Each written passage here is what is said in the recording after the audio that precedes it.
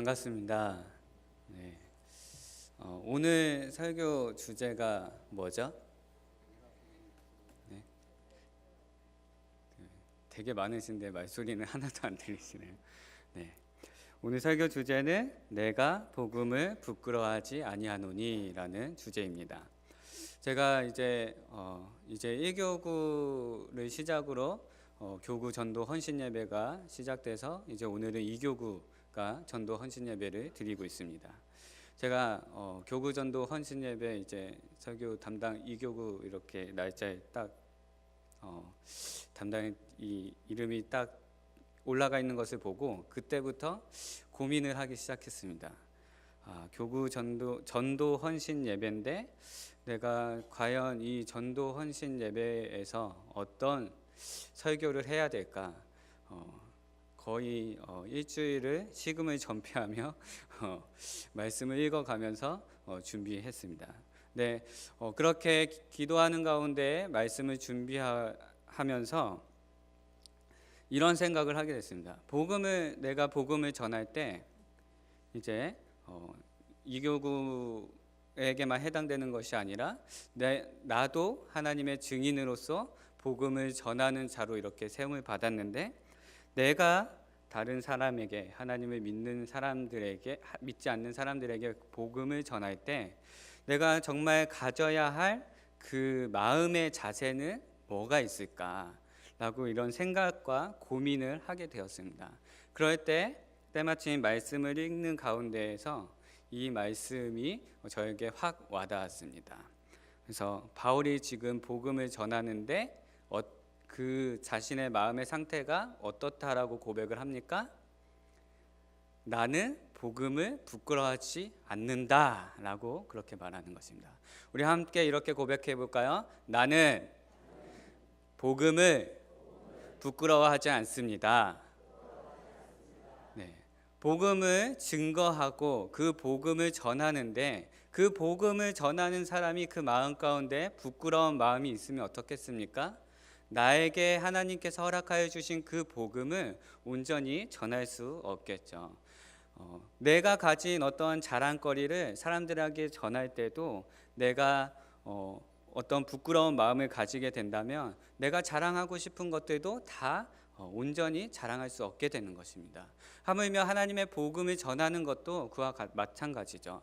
물론 우리의 어눌한 입술과 우리의 모든 그런 말들을 통해서 하나님께서는 택하신 자들을 구원의 자리로 인도하시지만 그럼에도 불구하고 내 마음 가운데 부끄러움이 있어서 그 하나님을 믿지 않는 자들에게 복음을 전할 때 부끄러움이 있어서 온전히 전하지 못한다면 우리는 어떠한 말들도 그들에게 복음을 전할 수 없을 것입니다.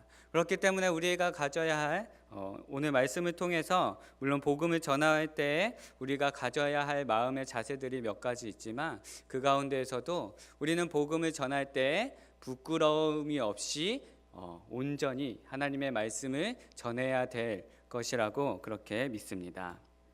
우리 모두가 복음을 전할 때 그렇게 부끄러움 없이 전하는 저와 여러분 되기를 바랍니다. 네, 본문의 내용을 통해서 우리는 복음을 전하고자 하는 바울의 마음의 자세를 몇 가지 배울 수 있습니다. 그래서 가장 먼저는 어떤 자세일까요? 우리 15절 말씀 함께 읽겠습니다.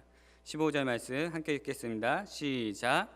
그러므로 나는 할 수 있는 대로 로마에 있는 너희에게도 복음 전하기를 원하노라. 아멘. 지금 바울이 복음을 전하고자 하는데 바울이 가지고 있었던 그 마음의 자세는 가장 먼저 무엇입니까? 여러분들이 이 구절을 읽을 때 가장 먼저 눈에 띄는 마음의 자세는 어떤 거예요? 무엇이죠? 제가 볼 때는 할 수 있는 대로라는 이 단어입니다. 할 수 있는 대로. 할 수 있는 대로라는 말은 어떤 의미가 있을까요? 이 말의 의미는 할 수 있으면 하고 할 수 없으면 하지 않는 그런 뜻이 아닙니다. 이제 오늘 담임 목사님께서 천국 비유에 대한 말씀을 전하실 때 좋은 진주를 구하는 장사에 대한 말씀을 하셨어요. 그런데 그 장사하는 자가 극히 값진 진주 하나를 발견해서 자신의 소유를 다 팔아서 그 진주를 샀다라고 이렇게 했습니다. 성경에는 그렇게 기록하고 있죠. 그런데 이 장사하는 자가 자기의 소유를 다 팔았다라는 것은 무엇을 의미합니까? 자기가 할 수 있는 모든 것을 다 해서 자신이 원하고자 하는 그 진주를 손에 얻었다라고 말하는 것입니다. 오늘 바울이 말하는 할 수 있는 대로라는 이 말도 그것과 마찬가지죠.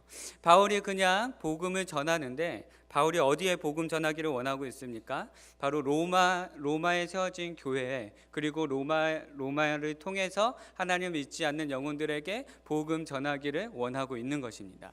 그런데 바울이 이런 로마에 복음 전하기를 원했던 그 마음이 그냥 어찌어찌 하다 보니까 어떤 기회가 생겨서 복음을 전하고 싶다라고 말하는 것이 아니라, 본인이 할 수 있는 대로 할 수 있는 모든 것을 다 해서 그 로마 교회에 복음을 전하기를 원한다라고 그렇게 말하고 있습니다. 우리 11절에서 13절까지 말씀 한번 같이 읽어볼까요? 1장 11절에서 13절까지 말씀입니다. 우리 함께 큰 목소리로 읽겠습니다. 시작. 내가 너희 보기를 간절히 원하는 것은 어떤 신령한 은사를 너희에게 나누어 주어 너희에게 경고하게 하려 함이니, 이는 곧 내가 너희 가운데서 너희와 나의 믿음으로 말미암아 피차 아니함을 얻으려 함이라. 형제들아, 내가 여러 번 너희에게 가고자 한 것을 너희가 모르기를 원하지 아니하노니, 이는 너희 중에서도 다른 이방인 중에서와 같이 열매를 맺게 하려 함이로되 지금까지 길이 막혔도다. 아멘. 지금 바울의 심정이 어떻습니까? 그 로마로 가고 싶어하는, 그 로마의 복음을 전하고 싶어하는 바울의 심정이 지금 어떻습니까? 11절 상반절에 보니까 바울은 이렇게 고백해요. 내가 너희 보기를 간절히 원한다라고 합니다. 간절히 원한다라는 것은 그 로마에 정말 복음을 전하고 싶어하는 그 마음의 상태가 충만한 데까지 이르렀다라고 하는 것입니다. 그렇게 복음을 로마에 전하고 싶어하는 그 마음이 충만한 데까지 이른 바울은 그 복음을 전할 때 어떻게 복음을 전하겠습니까? 할 수 있는 대로 자신의 모든 것을 다 걸어서 복음을 전하고 싶어 한다라는 것을 우리가 보게 되는 것입니다.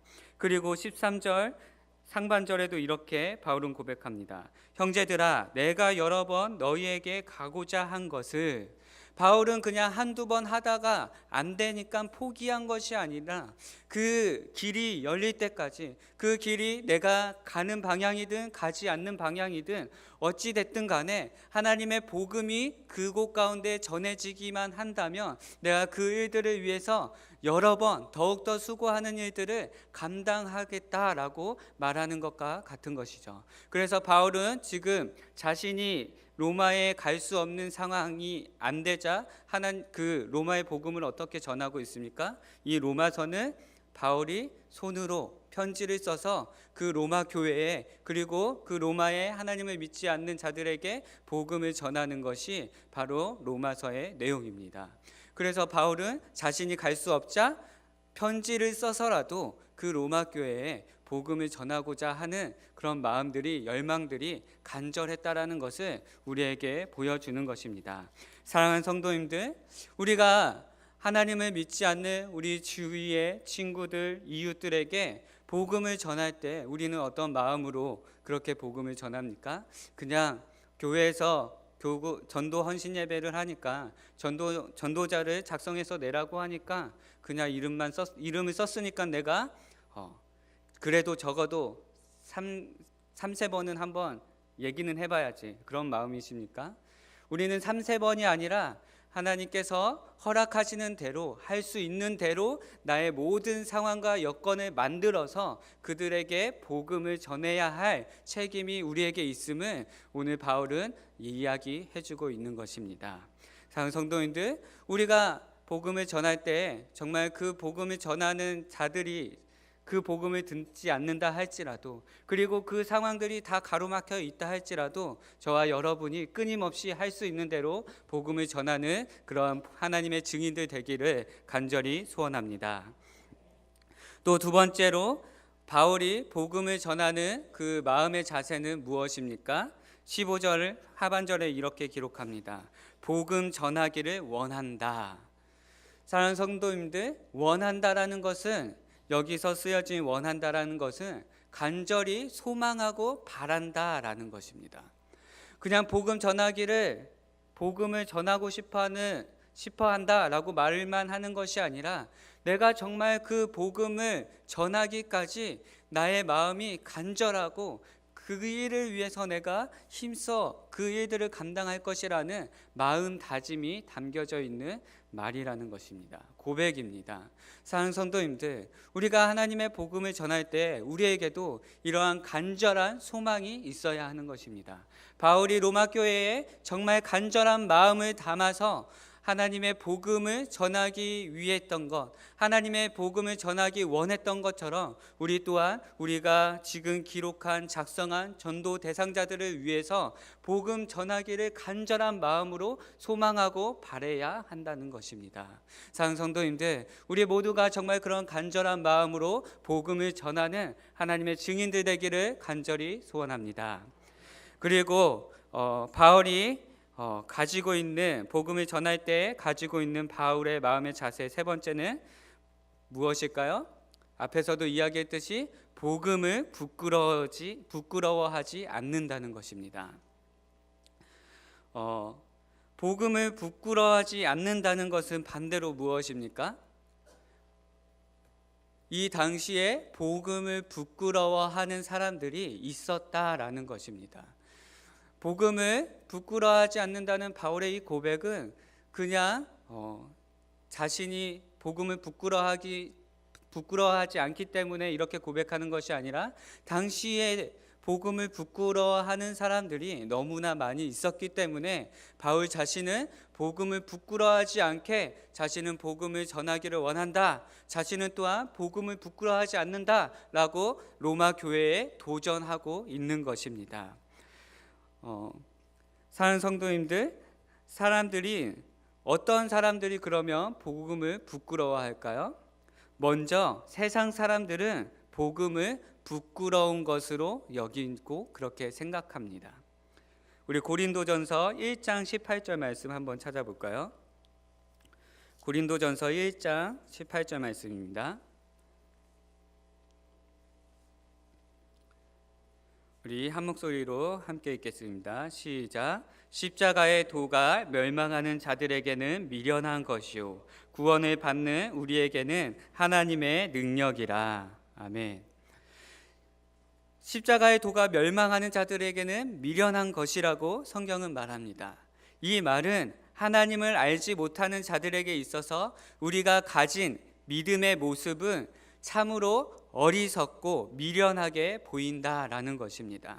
세상 사람들의 눈으로 볼 때 예수님의 순종으로 의롭다함을 받는 것, 구원에 관한 그 교리의 내용, 우리가 믿고 고백하는 그 구원의 신앙 고백이 그들에게는 참으로 미련하고 어리석게 보인다. 그리고 그들이 그렇게 어리석고 미련하게 생각한다라고 한다는 것입니다. 제가 어제 이교구 가정신방을 이렇게 이기찬 목사님과 반장님과 구역장님과 이렇게 함께 다녀왔습니다. 그런데 어떤 집사님께서 어떤 가정신방 이렇게 하는데 어떤 집사님께서 이런 고백을 하셨습니다. 이분은 이제 물리치료사로 일하시는 분인데, 이분께서 회심하시기 전에 담당하는 환자들 중에, 그 환자들 많이 있었겠죠. 그 환자들 중에 교회를 다니는 사람들도 많이 있었을 것입니다. 네, 그 교회를 다니는 여러 명의 환자분들이 그렇게 자신을 전도하려고 정말 많이 힘쓰고 애썼다라고 그렇게 본인 스스로 이야기를 하시더라고요. 그러면서 그분들이 그렇게 자신들을 전도하려고 할 때마다 그분들에게 했던 말이 뭐냐면, 그렇게 구원이 그렇게 구원으로 하나님이 살아계심을 믿는다면 그 살아계신 하나님을 내 눈앞에 당장 보여주십시오. 하나님께서 내 눈앞에 나타나시면 내가 하나님을 믿고 교회도 나가겠습니다 라고 이렇게 당당하게 얘기하셨다고 합니다. 물론 회심 전이시겠죠. 그렇습니다. 세상 사람들은 눈에 보이는 증거가 아니면 그것을 도무지 믿으려고 하지 않는 것입니다. 이성적으로 납득이 가지 않는 일이라면 더더욱이 믿으려 하지 않는 것이 죄인들의 실상이라는 것입니다. 그렇기 때문에 눈에 보이지 않는 하나님과 하나님의 구원 사역을, 또 예수 그리스도의 십자가의 도와 그 복음을 세상 사람들은 어리석게 여기고 미련하게 생각한다라는 것입니다. 그러므로 복음을 부끄러워하며 복음을 전하는 자들을 멀리한다라고 성경이 이야기해주고 있는 것입니다. 또 세상 사람들만 그렇게 복음을 부끄럽게 여겼던 것은 아닙니다. 우리가 성경을 읽다 보면 믿음 안에 있는 사람들조차도 복음을 부끄러운 것으로 여길 수 있다라고 하는 것입니다. 그래서 복음 안에 있었지만 복음을 부끄럽게 여겼기 때문에 그 믿음의 자리에서 떠난 인물들도 성경에는 여러 곳 증거하고 있습니다. 지금 바울이 편지하고 있는 이 로마 교회는 어떤 교회입니까? 바울 자신이 복음을 전하지도 않고 자신이 섬기지도 않았던 그런 교회입니다. 그런데 어느 날 그 불모지 같았던 이 로마에 성도들이 생기고 그들이 복음을 들었다라는 이야기를 바울이 듣게 되었습니다.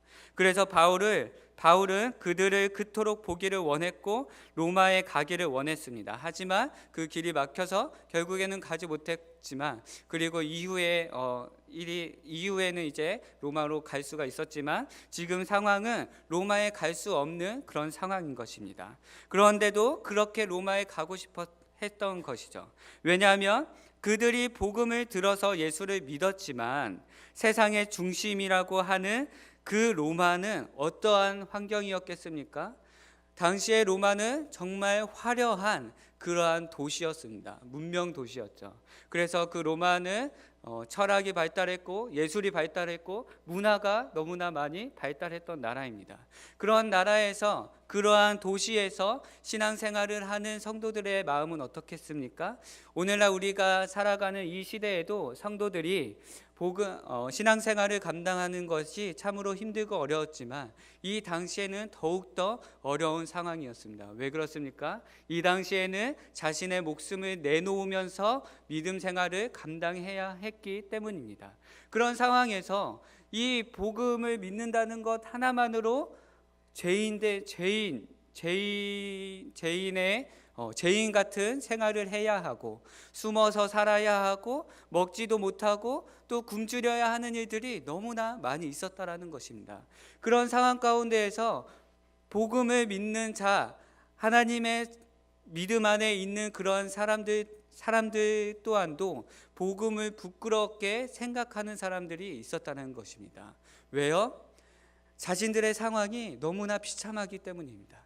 자신들이 지금 믿음 생활을 감당하고 신앙 생활을 하는데 하나님께서 나에게 구원은 허락하여 주셨는데 나의 상황과 환경은 열리지 않고 나의 상황과 환경은 좋아지는 것이 아니라 더욱더 고난과 핍박이 계속해서 일어날 때에 정말 이것이 구원의 능력인가? 라는 하는 그런 의심 가운데에서 복음을 부끄럽게 여기게 되어지는 일들이 일어났다라는 것입니다.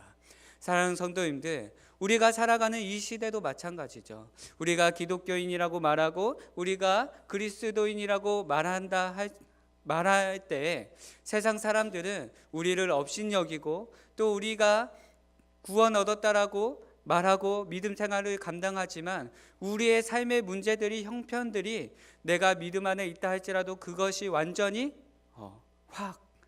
정말 갑자기 확 그렇게 열리는 경우가 있습니까? 물론 그런 경우도 있겠지요. 하지만 우리가 있는 그 믿음의 자리 가운데에서 하나님께서는 그 믿음을 잘 감당할 수 있도록 고난과 역경과 시련들을 우리에게 허락하십니다. 우리가 그 신앙생활들, 그 믿음을 온전히 세워 나아가게 하시기 위해서 하나님께서 우리에게 그런 고난과 역경과 시험들을 허락하시는데, 우리가 그런 가운데에서 복음을 부끄러워한다면 우리는 믿음 가운데 온전히 설 수 없고, 우리도 또한 이 복음을 부끄럽게 여길 수밖에 없다라는 것을 오늘 사도 바울은 우리에게 보여주고 있는 것입니다. 그렇기 때문에 우리가 이 땅을 살아갈 때, 사랑하는 성도님들, 우리는 복음을 부끄러워할 것으로 여기면 전혀 절대 안 된다는 것입니다. 우리가 만약에 복음을 부끄러운 것으로 여긴다면 우리가 어떻게 하나님의 복음을 능력 있게 담대히 증거할 수 있겠습니까? 우리가 복음을 부끄러운 것으로 여기고 우리가 복음을 의심하는 그런 마음 가운데 하나님을 믿지 않는 사람들에게 복음을 전한다면 그 사람들이 모를까요? 그 사람들은 더 잘 아는 것이죠. 아, 이 사람이 정말 제대로 하나님을 믿는 사람이구나, 제대로 하나님을 믿지 않는 사람이구나, 그 사람들이 우리보다 더 잘 안다는 것입니다. 그렇기 때문에 우리가 복음을 부끄러워한다면 하나님의 복음을 담대히 온전히 전할 수 없기 때문에 우리는 이 땅을 살아갈 때 우리의 삶의 환경과 우리가 어떠한 상황에 처해 있다 할지라도 그런 것에 주눅들지 않고, 그런 것에 우리가 그렇게 시험되지 않고 낙심하지 않고 복음을 부끄러운 것으로 여기지 않아야 한다라는 것을 오늘 말씀은 전하고 있는 것입니다. 또한 사랑하는 성도님들, 우리가 몇 가지 더 보고자 합니다. 바울이 이렇게 복음을 전할 때 바울이 이러한 마음가짐으로 복음을 전하고자 했던 가장 중요한 이유가 무엇입니까?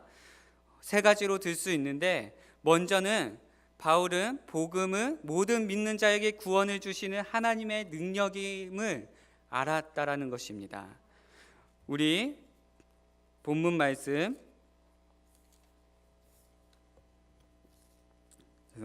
본문 말씀 16절 말씀 다시 한번 같이 읽겠습니다. 16절입니다. 시작. 내가 복음을 부끄러워하지 아니하노니 이 복음은 모든 믿는 자에게 구원을 주시는 하나님의 능력이 됨이라. 먼저는 유대인에게요 그리고 헬라인에게로다. 아멘.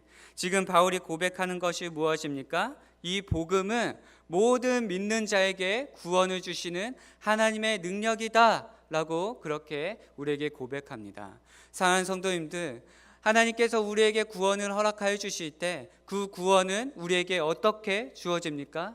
우리가 가지고 있는 어떠한 재물로 우리가 구원함을 얻습니까? 우리가 어떠한 선한 행위들을 한다 할지라도 하나님께서 그 구원을 우리에게 허락하여 주시지 않는다면 그 구원은 우리의 것이 될 수 없는 것입니다. 우리가 아무리 착한 행실로 많은 선행들을 감당하고 또 우리가 많은 재물을 가지고 있다 할지라도, 우리가 어떠한 능력을 많이 가지고 있다 할지라도 하나님께서 우리들 한 사람 한 사람 가운데 그 구원을 허락하여 주시지 않는다면 그 구원은 절대 우리에게 허락되어지지 않는다는 것입니다. 그렇기 때문에 그런 가운데에서 예수님은 이렇게 말씀하셨습니다. 내가 곧 길이요 진리요 생명이니 나로 말미암지 않고는 결코 하나님께로 올 자가 없다라고 그렇게 말씀하신 것입니다. 사랑하는 성도님들, 우리에게 주시는 그 구원은 어떤 분의 능력이 되십니까? 하나님의 능력이 되십니다. 그 하나님은 어떤 것입니까? 그 어떤 것도 감당하실 수가 없는 분이 아니라 이 세상 만물을 지으신 창조주 하나님이신 것입니다. 그 하나님이 하신다 하면은 되지 않을 것이 결코 없는 것입니다. 우리가 복음을 전하며 나아갈 때, 이런 하나님의 능력을 믿고 나아갈 때 우리의 시선으로는 안 될 것 같지만 우리가 감당하려고 할 때는 이 사람이 절대 그 구원의 자리 가운데 나올 수 없는 자처럼 보인다 할지라도 하나님께서 마음만 먹으신다면 그 사람은 어떻게 되는 것입니까? 180도 변해서 이 교회의 자리, 말씀이 증거되어지는 이 자리 가운데 나와 하나님을 믿는 자로서 구원함을 얻는, 영생을 얻는 그러한 삶을 감당하며 살 수 있는 삶을 살 것입니다. 우리가 하나님의 복음을 전할 때 하나님의 구원의 능력을 믿고 나아갈 수 있는 그런 저와 여러분 되기를 간절히 소원합니다. 그리고 두 번째로 복음에는 무엇이 있습니까? 하나님의 의가 나타난다라고 하는 것입니다. 하나님의 의가 나타난다는 것은 무엇입니까? 복음에는 하나님의 의가 나타나서 믿음으로 믿음에 이르게 한다라는 것입니다. 우리가 믿음 가운데 온전히 하나님과의 관계를 회복하며 나아가는 것은 무엇입니까? 하나님의 의가 그 복음 안에 있기 때문입니다. 예수 그리스도의 그 십자가의 도가 있기 때문에 우리가 하나님과의 관계를 온전히 맺으며 살아갈 수 있는 것이고, 우리의 힘과 노력으로 우리가 믿음을 지키며 나아가는 것이 아니라, 우리가 우리의 힘과 노력으로 복음을 증거하며 나아가는 것이 아니라 하나님의 의가 이미 우리에게 주어졌기 때문에 우리는 그 믿음의 삶을 살아갈 수 있는 것이고, 복음을 증거하는 하나님의 증인으로서의 삶을 감당하며 살아갈 수 있는 것입니다. 우리가 이 하나님의 의를 믿으며 붙들며 하나님의 자녀로서의 삶을 감당하며 믿음의 삶을, 하나님의 증인으로서의 삶을 감당하며 살아갈 수 있기를 간절히 소원합니다. 마지막으로 바울이 복음을 전하는 이유는 무엇입니까? 우리 18절 말씀 같이 한번 마지막으로 함께 읽겠습니다. 같이 읽겠습니다. 시작. 하나님의 진노가 불의로 진리를 막는 사람들의 모든 경건하지 않음과 불의에 대하여 하늘로부터 나타나나니. 지금 하나님의 진노가 누구에게 나타나 있습니까? 하나님을 믿지 않는 자들에게 하나님의 진노가 나타났다고 오늘 성경은 기록하고 있습니다. 사랑하는 성도님들, 우리는 정말 하나님의 은혜로 인해서 믿음 안에 먼저 된 자로서 세워져 있습니다. 그러나 여전히 우리 이웃들, 하나님을 믿지 않는 우리 이웃들, 우리 친척들, 우리 친족들, 내 남편과 아내와 아들과 딸들은 지금 다 어디에 있는 것입니까? 하나님의 진노 아래에 있는 것입니다.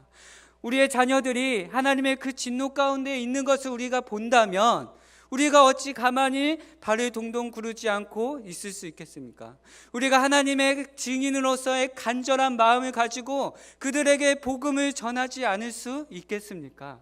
사랑하는 성도님들, 하나님을 믿지 않는 우리 자녀들이, 또 우리 남편이, 우리 아내가, 그리고 이웃이, 우리 친척들이 그렇게 하나님의 진노 가운데 놓여져 있습니다. 사랑하는 성도님들, 우리가 어찌 가만히 앉아 있을 수 있겠습니까? 우리가 간절한 마음을 다해서 하루속히 황급히 급하게 그들에게 복음을 전하는 마음들을 우리가 가지고 복음을 전해야 한다라는 것입니다. 사랑하는 성도님들, 우리가 다 간절한 마음으로 전도 대상자의 명단을 적으신 줄 믿습니다. 우리가 적은 그 전도 대상자들이 지금 다 어디에 있는 것입니까? 하나님의 진노의 손안에 있습니다. 우리가 그것을 본다면 정말 그들을 위해서 간절히 기도하고 그들에게 하나님의 그 구원이 정말 하나님 임하여 달라고 기도하지 않을 수 없는 것입니다. 하나님께서 기도하지 않는 자들은, 하나님 기도하지 않는 그러한 일들은 역사하지 않습니다. 우리가 정말 그들을 위해서, 그들이 구원받기를 원해서 그 이름들을 써냈다면 우리는 이제 무엇을 해야 합니까? 간절한 마음으로 그들이 구원 얻기를 간절히 소원하며 바라며 원하며 우리가 할 수 있는 그 모든 것을 다해서 그들을 위해서 기도해야 하는 것입니다. 그리고 그들에게 복음을 증거해야 하는 것입니다. 사랑하는 성도님들, 우리의 모든 삶을 통해서 우리의 모든 그러한 것을 다해서 바울이 지금 이렇게 간절한 마음으로 복음 전하기를 원했던 것처럼 우리 또한 그러한 간절한 마음으로, 간절한 소망으로 우리가 우리의 삶에 주어진 자리에서 복음을 전하는 그러한 저와 여러분 되기를 간절히 소원합니다. 기도하겠습니다.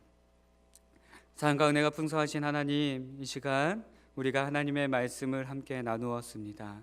우리가 바울이 그렇게 복음을 전하고자 하는 그 바울의 마음 자세를 우리가 살펴보았고, 또 바울이 그토록 복음을 전해야 할 이유들에 대해서 우리가 함께 나누었습니다.